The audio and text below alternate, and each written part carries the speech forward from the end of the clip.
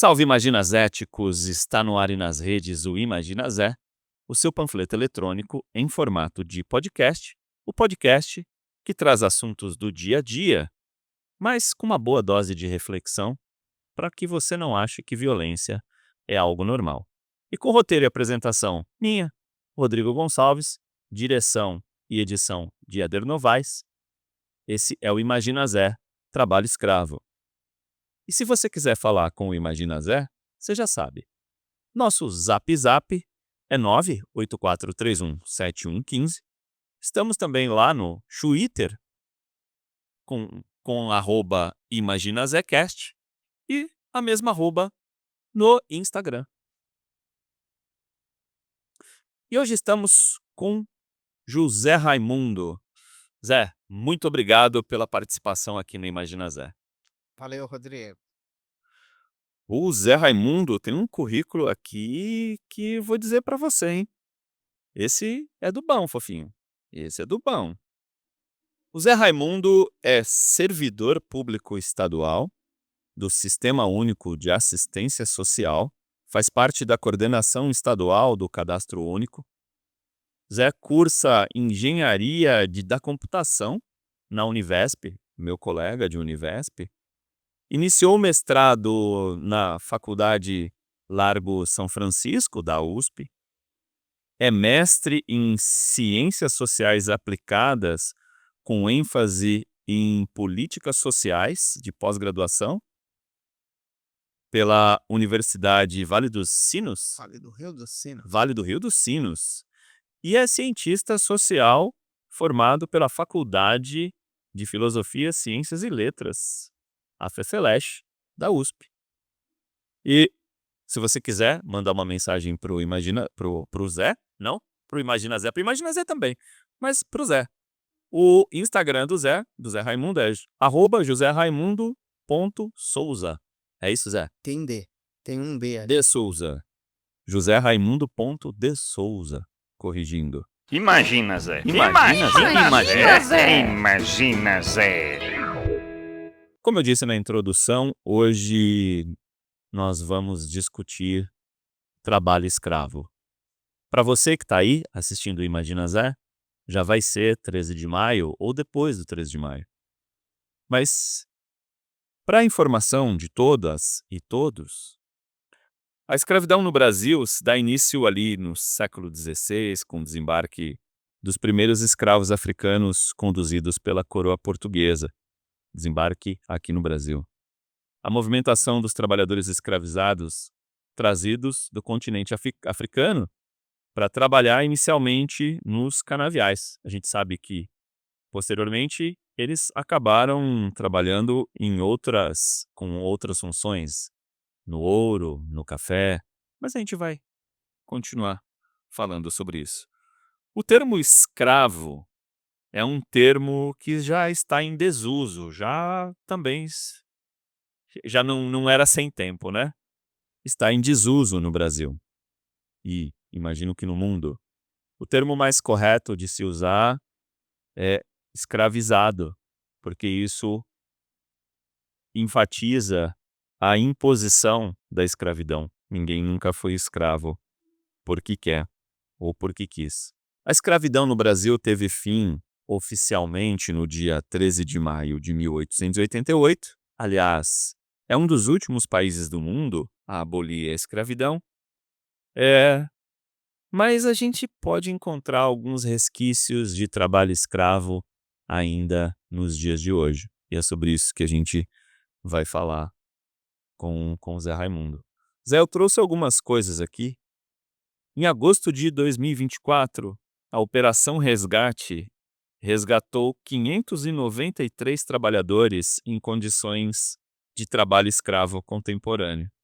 Esse número é 11,65% maior do que os resgatados na mesma operação em 2023, que foi de 532.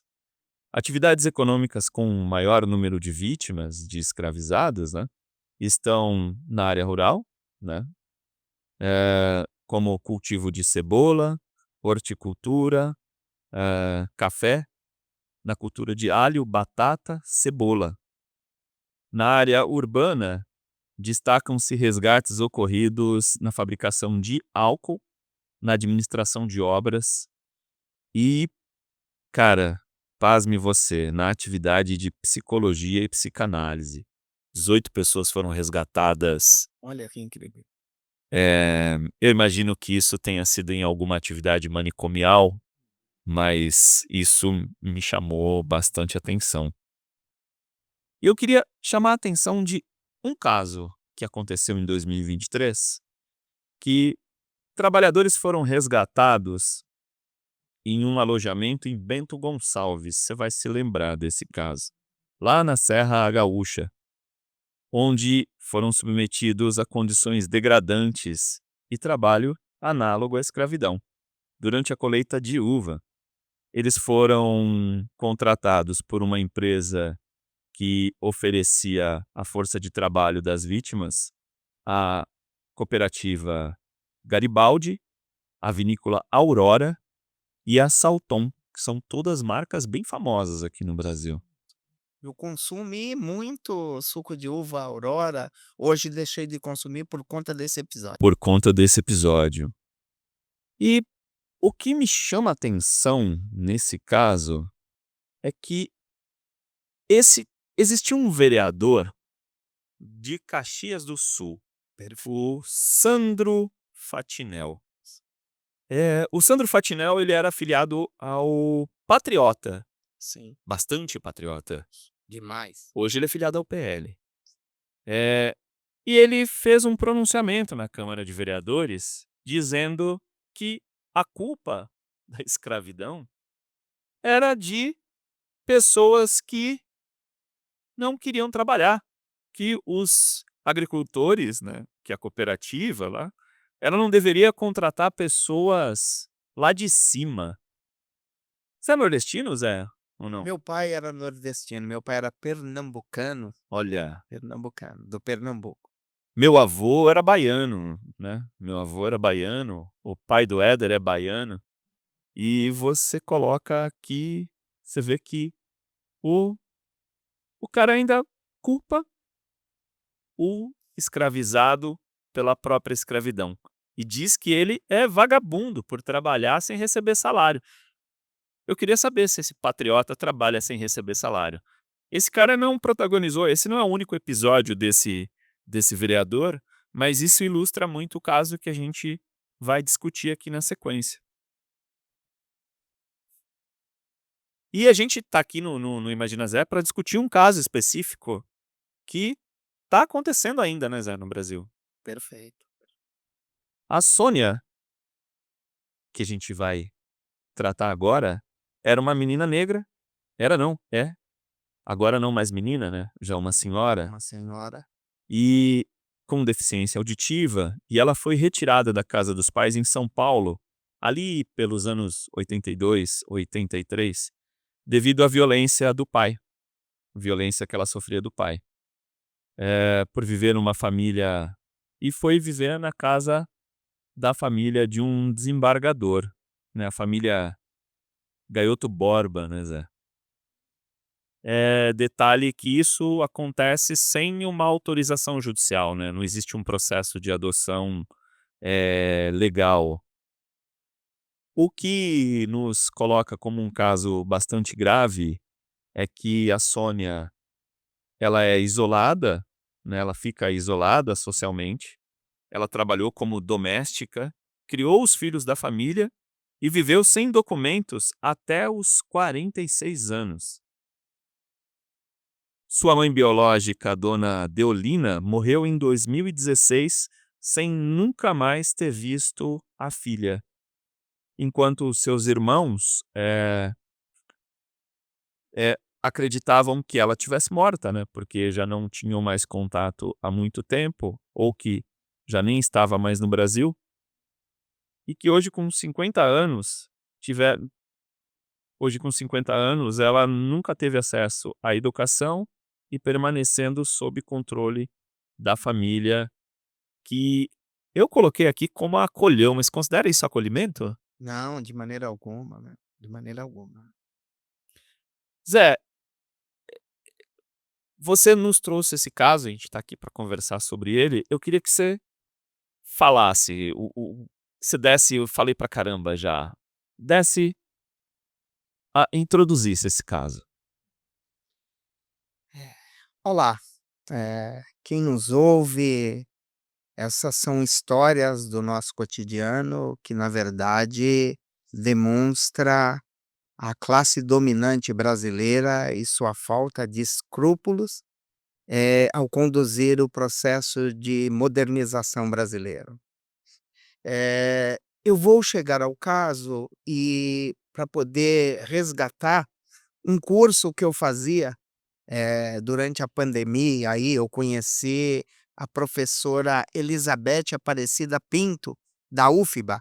Uma colega de trabalho indicou para que eu fizesse um curso online, e esse curso, pela UFBA, discutindo questões étnicas, de injustiça social. A professora Elizabeth Aparecida Pinto conduz com maestria, né. Ano passado, 2024, enquanto fazia um segundo curso na UFBA, a professora Elizabeth Aparecida Pinto, me convidou, levou uma discussão para aquele grupo, para aquele curso, sobre uma pessoa que havia sido resgatada em 2023, em junho, no estado de Santa Catarina, do trabalho análogo à escravidão. Essa pessoa era Sônia Maria de Jesus, uma mulher à época com 50 anos, e que é uma mulher negra, tem surdez bilateral, e ela tem uma história que, a aproxima aqui da nossa cidade de Osasco, porque sua família é oriunda da nossa região, né. Lá para os anos 82, 83, sua mãe, a dona Deolina, por dificuldades, que todos nós, oriundos das classes trabalhadoras, das famílias negras desse país, que foi o último, como você destacou, a extinguir a escravidão no seu processo de modernização, mantém, nós somos um país muito desigual, né. E aquela família, a família da dona Deolina, com outros filhos, né, ela se viu no momento, obrigada a entregar sua filha, Sônia Maria de Jesus, a Maria Leonor Gaioto de Bo a Maria perdão, a Maria Leonor Cunha Gaioto, né, que era uma educadora da saúde da USP, né, e essa pessoa, ela entregou, eh, pensando na segurança de sua filha, Que ela seria melhor amparada, né? que seria melhor amparada, Sim. teria acesso à educação, né. Mas ocorre que a dona Deolina nunca mais voltou a ver sua filha, que foi repassada, veja o termo que a gente vai usar aqui, repassada à família de Maria, a família do desembargador Jorge Luiz de Borba, que havia se casado com a filha da Maria Leonor Cunha Gaioto, que era a senhora Ana Cristina Gaioto. Portanto, Ana Cristina Gaioto e seu marido Jorge Luiz de Borba receberam, como um repasse, a pessoa da Sônia Maria de Jesus. Como um repasse, né, como se fosse, sei lá, um cavalo, um animal Um qualquer, utensílio, um utensílio um bem doméstico. de produção, Exato, né, exato, uma força de trabalho, né. exato. E não houve nenhum, instrumento legal, que propiciasse uma adoção, né. Então por isso é que se usa o termo repasse. Pois bem, dona Deolina se esforçou para reencontrar sua filha, morre, como você já salientou, em 2016, 16. sem ter nunca revisto sua filha, desde lá dos anos de 83, uma filha que ela buscou muito e que não conhecia seus outros 6 irmãos, e também se havia um mito, a família não sabia o endereçamento da Sônia e se tinha ideia de que ela poderia estar vivendo nos Estados Unidos, né. Eu vou fechar essa página para dizer o seguinte: em 2023, um profissional auditor fiscal do trabalho, Humberto Camasmin, coordenador da operação de fiscalização que resgatou Sônia Maria de Jesus e que por conta disso hoje é perseguido, pela justiça, acusado de ter violado o segredo de justiça daquele caso ao conceder uma entrevista para o Fantástico.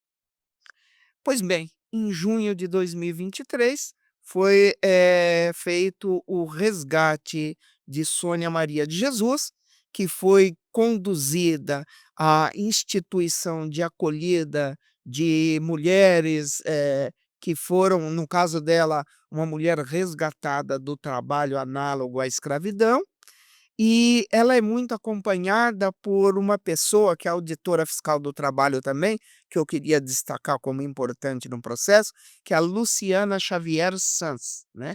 E pessoa que participou dessa acolhida, da inserção na rede de serviço social, que iria proceder, digamos assim, uma educação em libras, já que a Uhum. Sônia era É, uma mulher deficiência surda, auditiva, né? deficiência Deficiência auditiva. auditiva, tinha surdez bilateral e, no seio daquela família, ela jamais foi alfabetizada, nem em libras, nem em língua portuguesa, que é um tema que a gente vai voltar a ele. Sim. Eu gostaria de colocar nesse ponto e que sigo respondendo as suas questões aí, as suas perguntas, para a gente fazer um bate-bola. Zé, é que assim, mostra uma negligência abissal do Estado. E a Sônia, ela inclusive vai viver na família de alguém ligado ao judiciário, né. Até que ponto isso, tem relação? Porque não é só uma negligência do Estado, porque a pessoa que, abrigou a Sônia, a pessoa eu vou chamar de abrigou por enquanto, mas a pessoa que tinha posse da Sônia era alguém ligado ao judiciário e não era alguém de baixo cargo, era um desembargador. Sim. É ainda o desembargador Jorge Luiz de Borba, né. Ele e sua esposa Ana Cristina Gaioto, essa recentemente, ainda, nesse mês ou mês passado, foi incluída na lista suja do trabalho análogo à escravidão, e a sociedade aguarda quando será incluído também nessa lista o seu marido Jorge Luiz de Borba, são as pessoas que adquiriram, a partir do nascimento da sua filha Maria Leonor Gaioto de Borba Baquir, essa pessoa, a Sônia, foi repassada por Maria Leonor Cunha Gaioto, aquela que recebeu primeiramente a Sônia da mãe, sob um compromisso de que iria prover educação adequada à Sônia, né. Pois bem, quando da ocasião do nascimento da sua neta, a Maria Leonor Gaioto, filha da Ana Cristina e do Jorge Luiz, ela repassa à Sônia, que seria mão de obra, uma babá, iria criar a filha dessa família. Fato é que Sônia trabalhou e criou 4 filhos dessa família, né. E, a gente fala dessa acolhida, mas na verdade e alguns autores, a gente tem que trazer a questão de que isso não é negligência do Estado. A gente tem um Estado ou, instituição, nesse caso a justiça, que parece há evidências de que ela atua notadamente para a manutenção de privilégios das Uhum. camadas dominantes e às custas de uma hiperexploração do trabalho da mão de obra, da mulher negra, notadamente nesse caso, que, mantém uma instituição que a gente viu nascer no Brasil colônia, que é da escrava tirada da senzala para ir atuar na casa grande. Que virava um escravizado doméstico, né. Era uma das dos questionamentos que eu ia fazer. Até que ponto que você acha que o fato de ser mulher, de ser negra, marginalizada, contribuiu para que esse quadro se mantivesse? Eu vou fazer uma digressão, só para a gente falar de uma coisa. E recentemente, faz 10 anos que isso ocorreu, foram reconhecidas como tendo direitos, semelhantes ao dos trabalhadores urbanos, a atividade exercida pela empregada doméstica. Só recentemente, uma lei do governo de Dilma Rousseff, que houve o reconhecimento do trabalho doméstico como um trabalho semelhante a de qualquer outro trabalhador. Isso mostra, eu acho que tem uma questão que é extremamente grave, porque mostra que o Brasil, não só é o último país a reconhecer a escravidão e abolir a escravidão, mas essa questão do trabalho doméstico, ela permanece, foi ontem. Esse reconhecimento do trabalho doméstico foi ontem, né, porque aqui é menos de 10 anos, né. Perfeito, Rodrigo, perfeito. E quando a gente está falando de fatos históricos, notadamente esses estruturantes e determinados pela característica muito desigual da sociedade brasileira, esse tempo de 10 anos foi ontem, dormimos ontem com a notícia de que o trabalho doméstico foi reconhecido como tendo direitos iguais a de qualquer outro trabalho urbano. E acordamos hoje com Sônia Maria de Jesus sendo resgatada do trabalho análogo ao de escravo por Humberto Camasmi, pasme, em junho de 2023, mas naquele mesmo ano, no mês de setembro, houve um mecanismo que as pessoas criam neologismo, mas não é uma palavra nova, porque houve o prefixo aí "des" para noticiar, incrível para a família, para os irmãos e para a sociedade, que Sônia Maria de Jesus havia sido desresgatada. Desresgatada. Esse era o ponto que a gente tem que tocar. Isso. Que O os irmãos tentaram resgatar, chegaram a resgatá-la, mas o desembargador, entrou na justiça, e desresgatou a Sônia. Ela foi, em tese, devolvida à família onde ela era ou é cativa, e assim, eu queria que você falasse sobre a situação em que ela, em tese, decidiu por voltar para o cárcere, porque é uma situação, bastante peculiar, né. Uhum. Rodrigo, eu quero salientar algumas coisas aqui, né, um pouco fazendo um parênteses.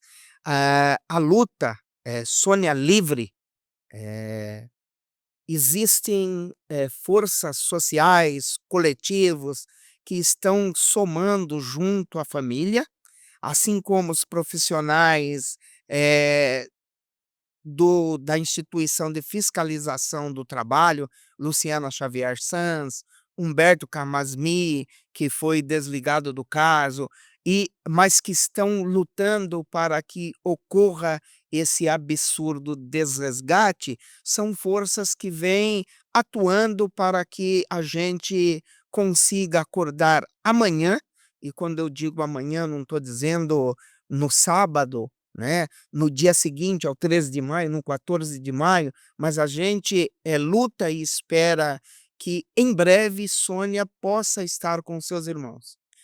E para esclarecer o caso, quando ela foi resgatada, ela nunca esteve com a família. Lá mesmo no estado de Santa Catarina, em Florianópolis, ela foi inserida numa instituição pública que fazia a inclusão das pessoas resgatadas daquela situação. Ela conviveu por algum tempo ali, iniciou atividades com Libras, Libras. mas ela esteve, sendo agora iniciando sendo alfabetizada em Libras, por apenas 3 meses ou 4 meses, quando muito. E, esse desembargador, com enorme influência na justiça daquele estado, Estado. teve um apoio do STJ, do Superior Tribunal de Justiça, que acolheu sua demanda e, reconheceu que impôs, a Sônia a volta ao lar onde ela tinha sido recentemente resgatada, né.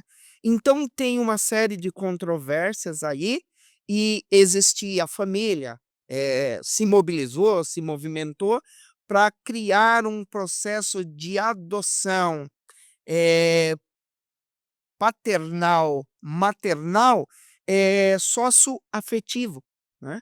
E esse pedido desse desembargador embasou perante o Superior Tribunal de Justiça e ofereceu os argumentos para que ela voltasse à casa do desembargador, onde ela se mantém até o atual momento, tendo havido já em 2024, eh a ocorrência, a solicitação, a emissão de um habeas corpus para que Sônia, seja resgatada. Na verdade, esse habeas corpus ele foi ajuizado em 5 de setembro de 2023 pela Defensoria da União contra a decisão do ministro Campbell Marx, que autorizou o retorno de Sônia à casa do desembargador, né. Então, o habeas corpus 232303, que, teve uma liminar indeferida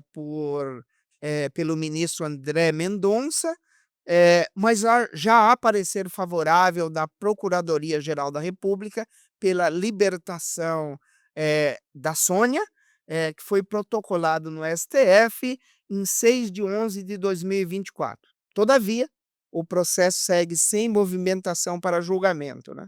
Eu queria voltar aqui a um detalhe que, aqui na sua fala ela passa por um detalhe e acho que é importante colocar. A Sônia, ela não se comunicava de forma, eh, que as outras pessoas entendessem, pelo fato dela não ser proficiente em libras, não falar, pelo fato de ser deficiente auditiva, e o resgate dela se dá numa situação em que o desembargador está perto, né, a família dele está perto, e ela meio que é uma decisão coercitiva, ela praticamente não consegue decidir por ela mesma.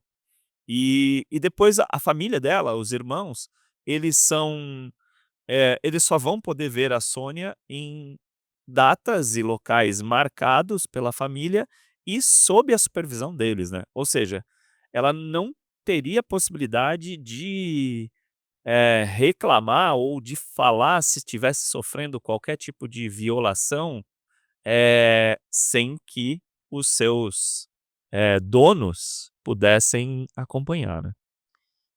Rodrigo, esse caso é complexo por demais.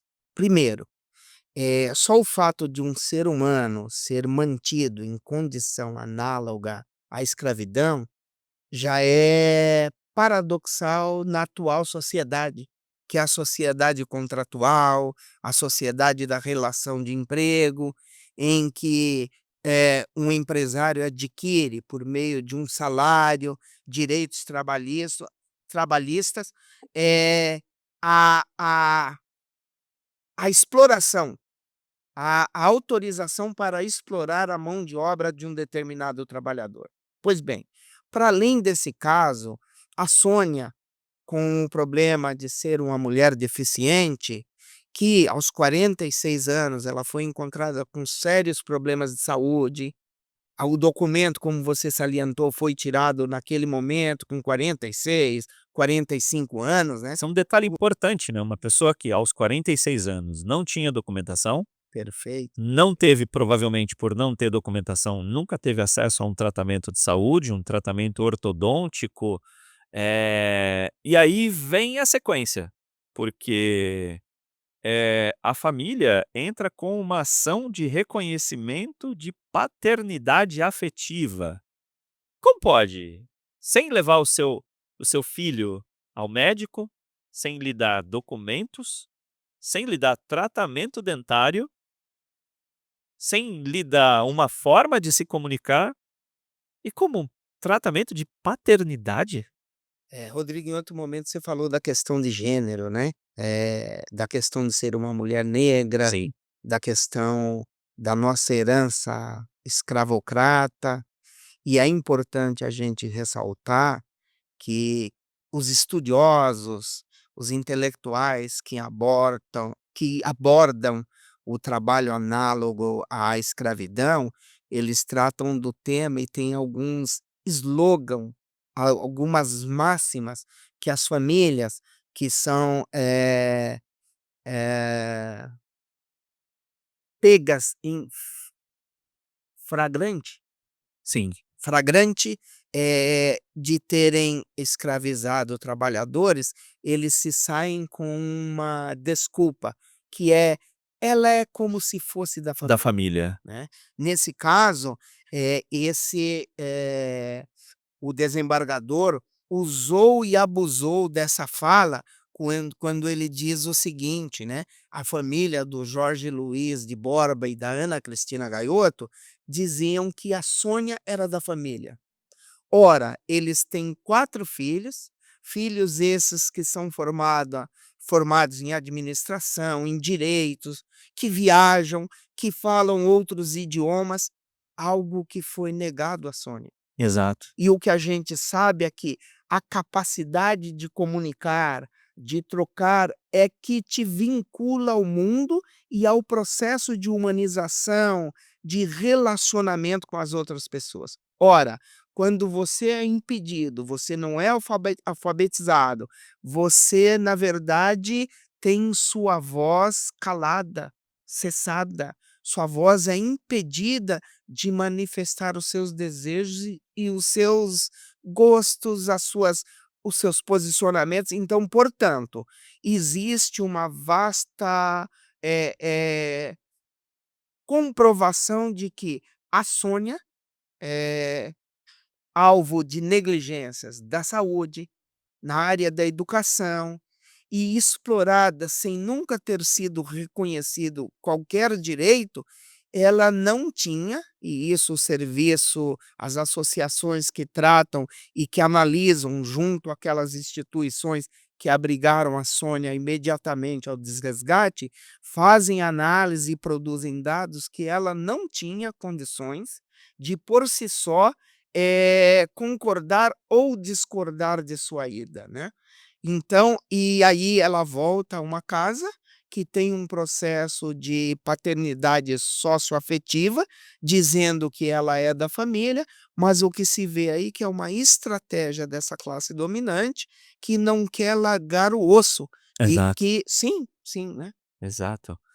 Eu queria inclusive lembrar de um caso que é famoso, que ficou bastante famoso na internet, até estava conversando aqui com o Zé Raimundo antes da gente começar, que era o caso da mulher da casa abandonada, né. A mulher da casa abandonada, ela tem uma situação ela nunca foi escrava, óbvio, né, mas ela ganha quando ela se casa e vai morar nos Estados Unidos, se não me engano é essa a história, eu sei que ela sai do Brasil, ela ganha ela ganha uma empregada que, por sinal, também era negra, que não recebia salário, não recebia nenhum tipo de assistência de saúde, e ela ganha da mãe dela, como se fosse esse animal. Falou: "Olha, toma esse bichinho aqui que ele vai te ajudar". E essa mulher viveu nos Estados Unidos durante um bom tempo.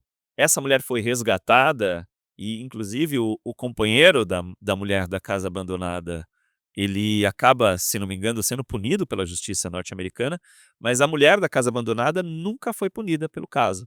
Ela volta para o Brasil, se esconde na casa lá no Higienópolis e isso fica por isso mesmo, inclusive o caso prescreve. Ela só traz de volta isso quando se não me engano é o Chico Filinto, que tem uma série interessante que eu recomendo até que as pessoas escutem, que ele vai e acaba desnudando esse tema. Então é um tema bastante parecido e, assim, a gente disse que a escravidão ela se dá fim em 1888, mas pelo debate aqui você já viu que resquícios de escravidão ainda perduram nessa classe dominante brasileira, né. Perfeito, perfeito. Eu me lembro desse caso sim, foi, se não me engano, ano passado, que ele ganhou todas as mídias e ocorre aqui no centro de São Paulo, Dentro de São Paulo. nesse bairro chique, Higienópolis, que as pessoas, os transeuntes, começaram a se perguntar quem era aquela mulher, vistas,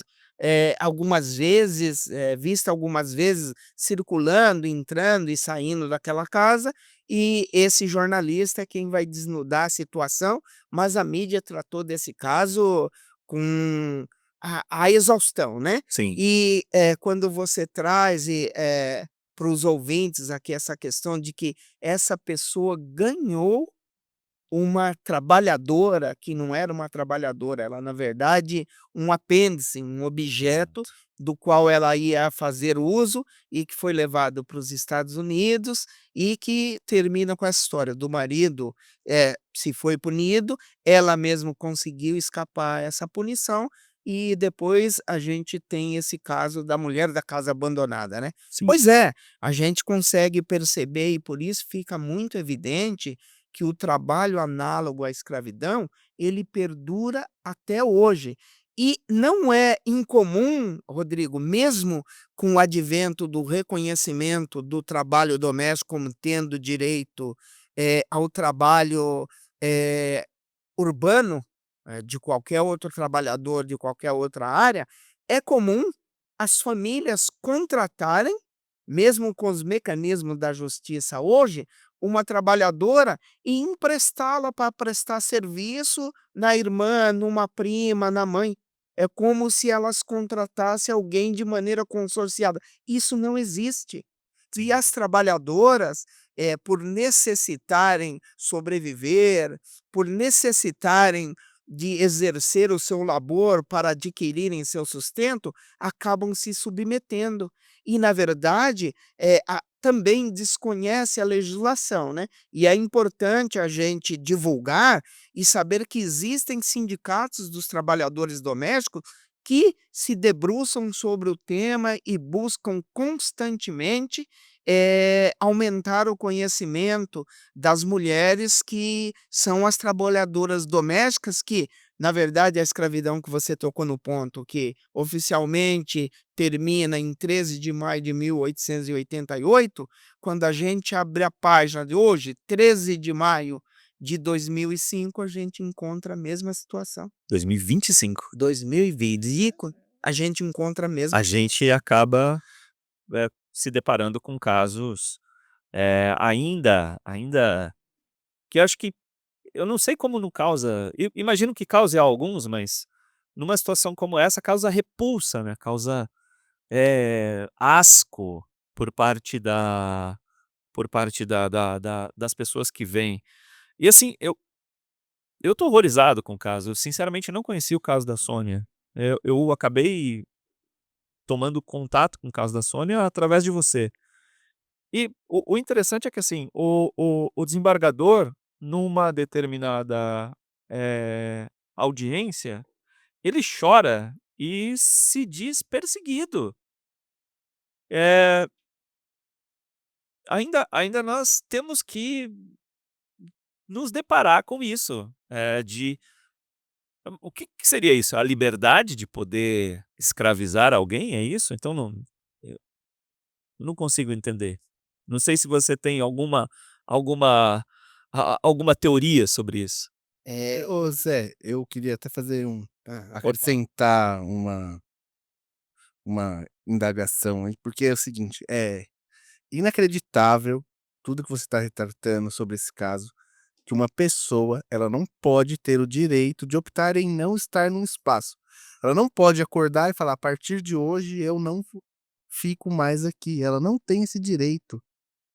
É é é quase inacreditável que isso ocorra, assim, aí existem muitos casos de pessoas que são escravizadas e mantida em cárcere privado, né. Agora, assim, o que que justifica que, essas pessoas manter esse vínculo de uma pessoa de pôr um ponto final ali e falar assim: "Eu não quero mais ficar aqui, vou morar na rua", por exemplo, "vou optar em ficar em situação de rua", porque é estarrecedor ouvir isso. E queria lembrar, assim, que vocês estavam falando tanto da lei da trabalhadora doméstica, que só uma pessoa foi contra essa lei no Brasil quando isso foi votado, né, que foi o Bolsonaro. Ele foi contra a lei da regulamentação do trabalho doméstico.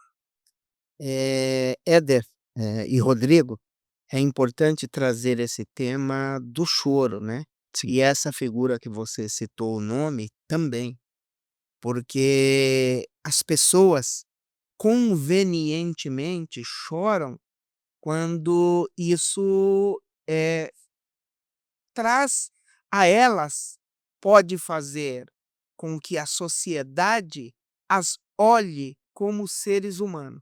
E são seres humanos. Eu, às vezes, discordo quando as pessoas falam: "Ah, quem escraviza alguém, quem ri de uma pessoa que está morrendo por covid, quem nega a vacina é um monstro". Não, não é um monstro. São seres humanos, são partes da nossa classe dominante e seus vassalos, seus defensores, que atuam na política, que estão nas instituições e, portanto, no aparelho de Estado, mantendo ainda hoje privilégios e a dominação. Por quê? Para essas pessoas, quando pegas, cometendo um determinado delito, elas que se sentem no direito de poder fazer isso sem serem alcançadas pela lei, elas choram. Sim. Eu choro e não me assumo como algoz. Eu sou uma vítima de uma sociedade que quer me negar o direito, por exemplo, a escravizar o outro.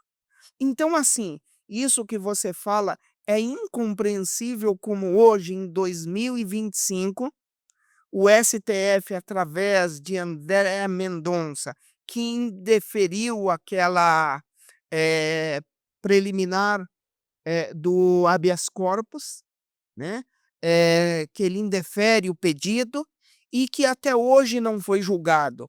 Porque você compreender como a pessoa é mantido nisso, é exemplar o caso da Sônia.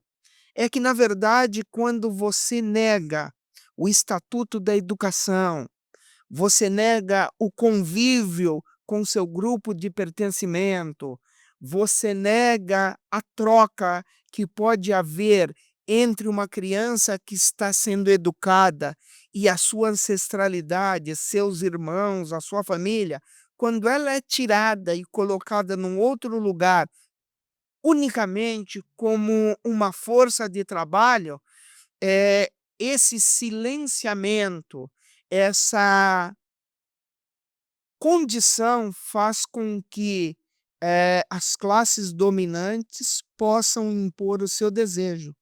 Então compreender, eh, o disparate do mecanismo inaugurado por esse cidadão, que é do desresgate, nos obriga a passar por toda essa sequência. O caso Sônia já criou legislação para enfrentamento da questão do trabalho análogo à escravidão e certamente, eh, eu creio que ele vai avançar para uma corte de direitos humanos mundial, determinar que o Brasil, faça correções, eh, em suas instituições de direitos humanos para reparar esse caso. Porque esse caso, ele lógico, a Sônia é a vítima, a sua família é vítima, mas todas as trabalhadoras domésticas que hoje saem de sua casa para trabalhar em Higienópolis, para trabalhar em Florianópolis, para trabalhar aqui em Osasco, elas devem ser alcançadas pelo sagrado e constitucional direito de ir e vir. E as pessoas que choram quando pegas cometendo um delito, elas, na verdade, querem distorcer e mudar a Constituição como seu direito a escravizar uma outra pessoa, anular o direito de ir e vir desse outro, fosse um direito humano acima de qualquer outro. Ninguém tem direito a escravizar ninguém. Ninguém pode escravizar ninguém. Essa pessoa é uma criminosa perante a lei. Uma coisa que me chama a atenção aqui, teve uma manifestação do presidente do Tribunal de Justiça de Santa Catarina, a favor uma manifestação pessoal, não era uma manifestação jurídica, a favor desse escravizador. E, assim, algo que fica, bastante que eu acho que salienta muito, é porque parece haver existe uma classe no Brasil que desumaniza um grupo social. Ah, ela é pobre, ela é preta, ela é deficiente, então logo não é humana. Então a gente pode tratar uma pessoa dessa como se fosse um bicho. Eu tô batendo bastante nessa tecla, porque eu acho que é dessa forma que essa família olha para Sônia. É um animal mais inteligente, que consegue elaborar determinadas tarefas, pode cuidar dos filhos, pode fazer comida, pode, enfim, desenvolver, limpar o banheiro, desenvolve linguagem que, no caso diz assim, pode parecer estranho o fato dela não ser proficiente em Libras, e alguém pode dizer como é que ela se comunica. Ela se comunicava com a família, né, com gestos rudimentares e algumas coisas assim, mas para dizer o básico. Então era como um animal mesmo, tratada como se fosse um bicho. E a pessoa diz ainda que eu quero retomar aqui o termo exato, que é de aqui, paternidade e maternidade afetiva. Eles eram pais da Sônia, pais afetivos da Sônia, e a tratavam como um pai de pet, fofinho? Talvez os pets hoje em dia tenham mais Provavelmente os pets deles eram melhor tratado que que a Sônia, né? Uhum. Rodrigo,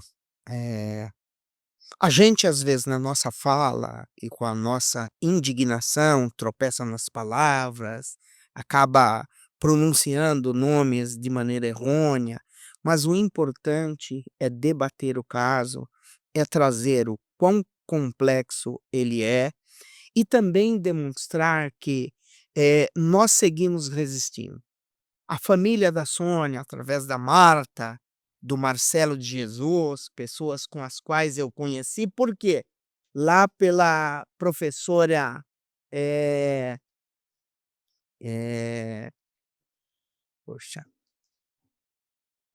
Elizabeth Pinto, da UFBA, eu recebi, por morar aqui em Osasco, uma, eu fui como se, eu recebi um pedido daquele grupo de que tentasse articular aqui em Osasco uma rede que pudesse acolher Sônia Maria de Jesus quando ela viesse pela primeira vez ao seio de sua família, após um resgate desse desresgate, né. É complexo a gente tratar disso, porque Sim. a justiça brasileira é alguma coisa, assim, que tem, falas que a gente, quando está no grupo discutindo, que essa é uma jabuticaba que como que isso acontece, né?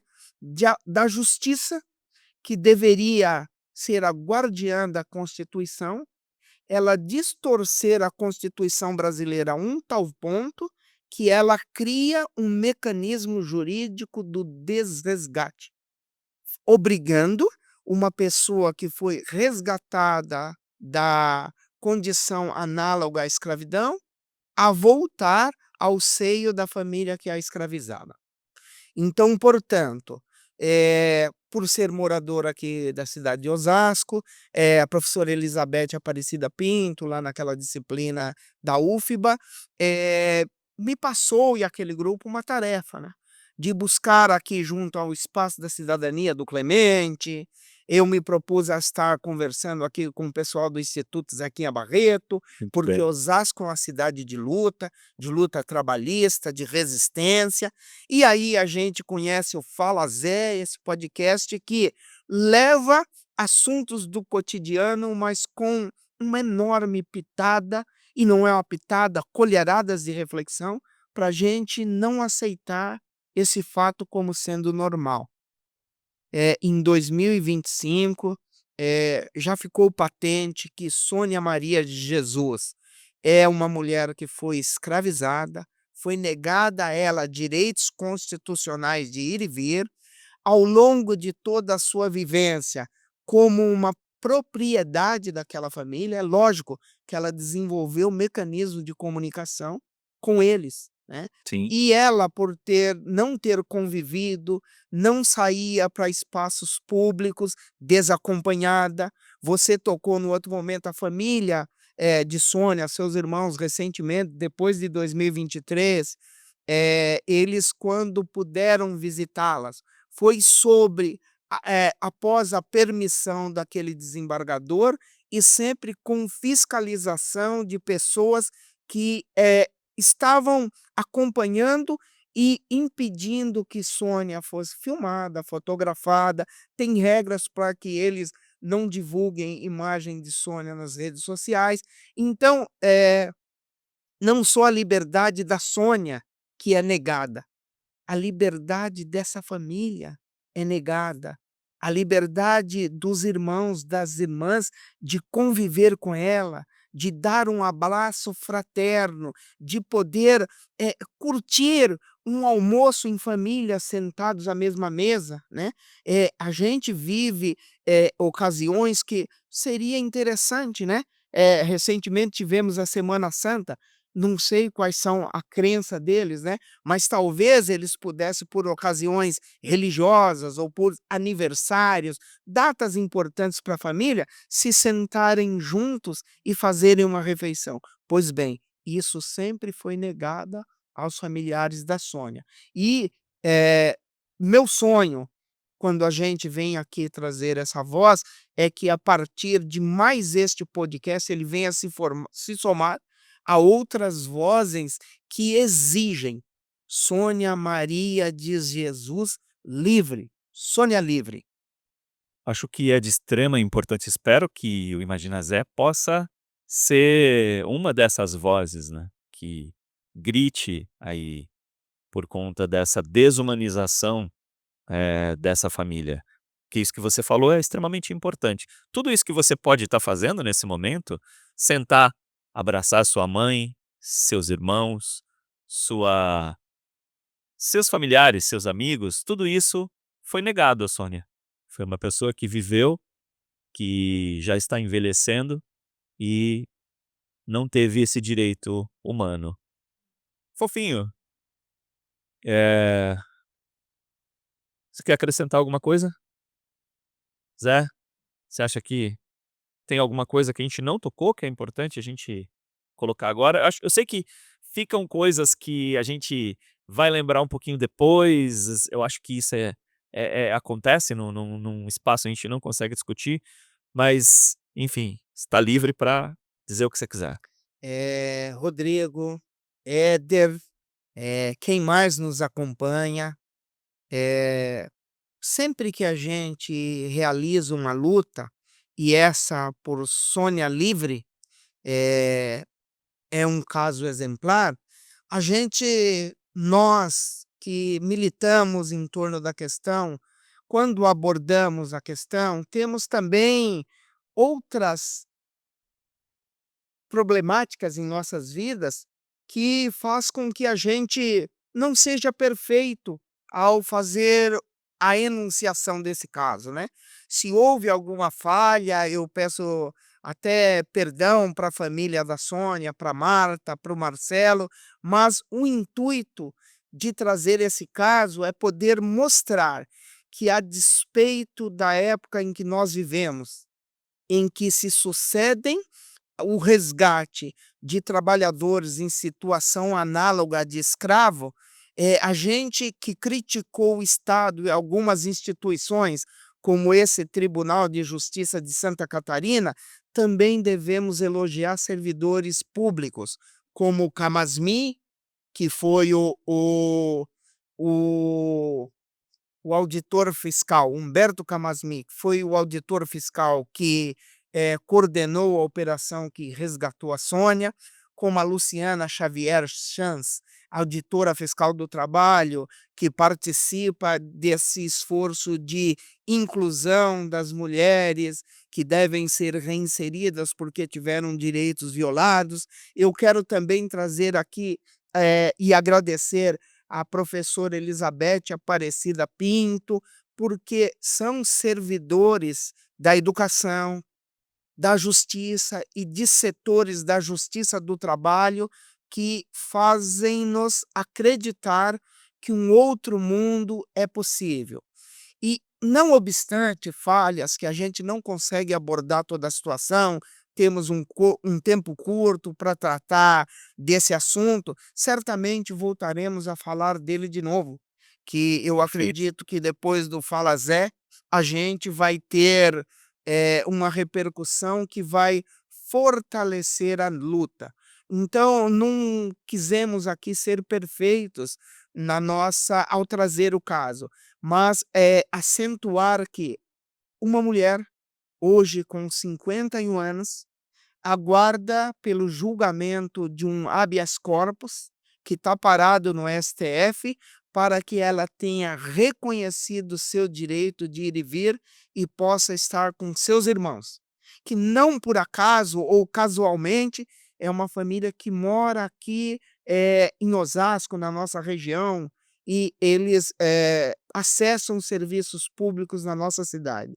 E quando Sônia estiver aqui conosco, ela vai precisar, ela e a família, de uma rede de sustentabilidade que possa contribuir para a sua inserção, agora de fato, na sociedade osasquense, paulistana, brasileira e mundial.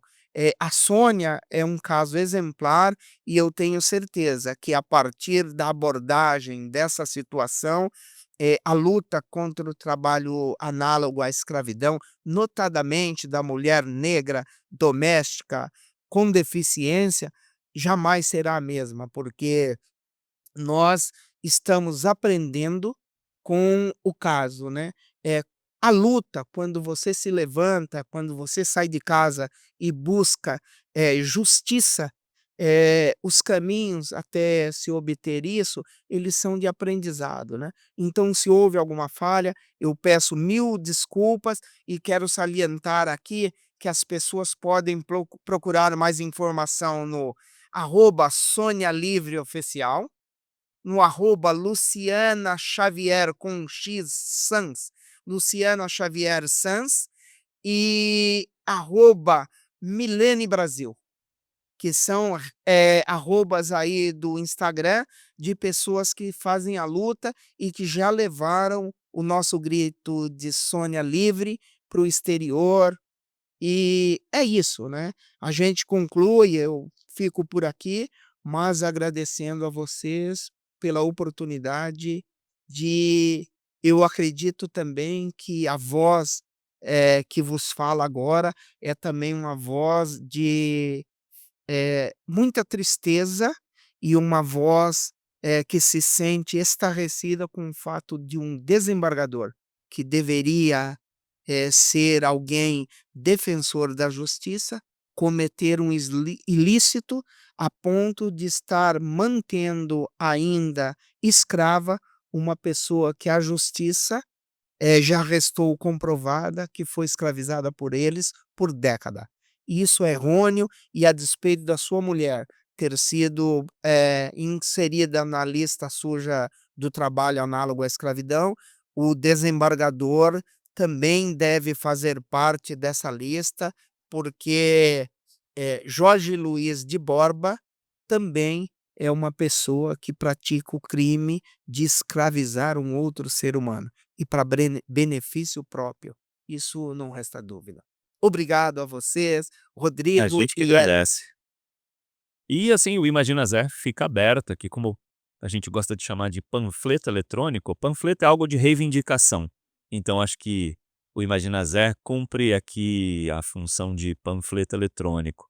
E o espaço fica aberto à família da Sônia e a quem mais quiser vir aqui discutir esse caso com o Imagina Zé.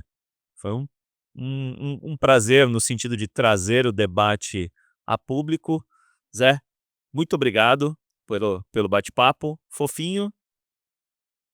Valeu, gente. Muito obrigado. E esperamos que esse programa de hoje ecoe aí em vários lugares e mostre às pessoas que ainda existe escravidão no Brasil. E caso Sônia provavelmente não é um caso isolado.